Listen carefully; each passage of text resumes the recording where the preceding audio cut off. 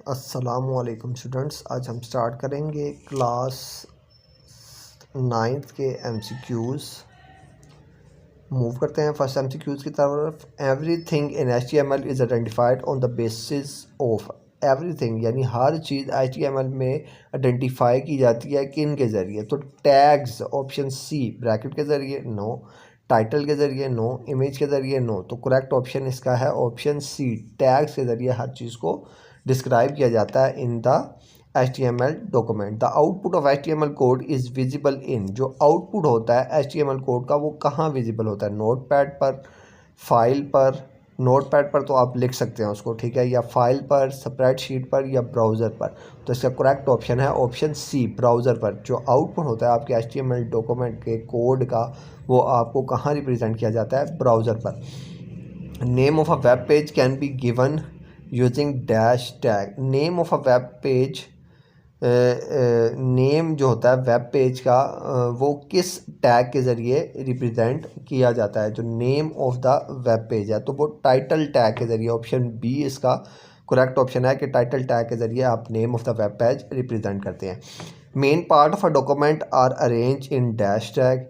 जो main part होता है डॉक्यूमेंट का वो कौन से टैग के साथ शामिल होता है? तो मेन पार्ट बॉडी होता है HTML डॉक्यूमेंट का, तो बॉडी टैग ऑप्शन सी है। जो main part of the document वो अरेंज किया जाता है बॉडी टैग के साथ। The heading tag pair for 5th level heading is. जो हेडिंग टैग है 5th लेवल पेयर के लिए तो वो करेक्ट कौन सा है वो आपने इसमें से बताना है। तो H5 ए ऑप्शन में आपको लेस देन H5 और फिर H5 लेस ग्रेटर देन आपको साइन से शो किया गया है, तो ये फॉल्स है क्योंकि हमारा जो HTML डॉक्यूमेंट होता है उसमें हमेशा स्टार्ट टैग और एंड टैग होते हैं। ज़्यादातर जो आपके हैं, कुछ टैग हैं जिनमें स्टार्ट और एंड टैग नहीं है, लेकिन ज़्यादातर में स्टार्ट और एंड टैग मौजूद है।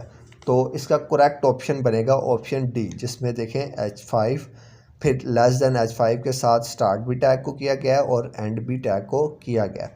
फिर span is used to provide dash to a line. Span का इस्तेमाल किस लिए किया जाता है लाइन के अंदर? तो स्पैन का इस्तेमाल स्टाइल के लिए किया जाता है किसी लाइन के अंदर। फिर first row of table in HTML is called. जो पहली रो होती है टेबल की उसको आप क्या कहते हैं? फर्स्ट रो ऑफ टेबल को आप हेडर रो कहते हैं, ठीक है, हेडर रो भी कहा जाता है उसको। फिर option number 8, P tag pair is use for. P tag का पेयर आप किस लिए यूज़ करते हैं? तो पी टैग का आप यूज़ प्रिंट के लिए नहीं यूज़ किया जाता। पेज अलाइन, पेज ब्रेक और पैराग्राफ। तो पैराग्राफ के लिए आप यूज़ करते हैं पी टैग पेयर का। A variable can not start with a dash. Variable कभी भी स्टार्ट नहीं हो सकता किसके साथ?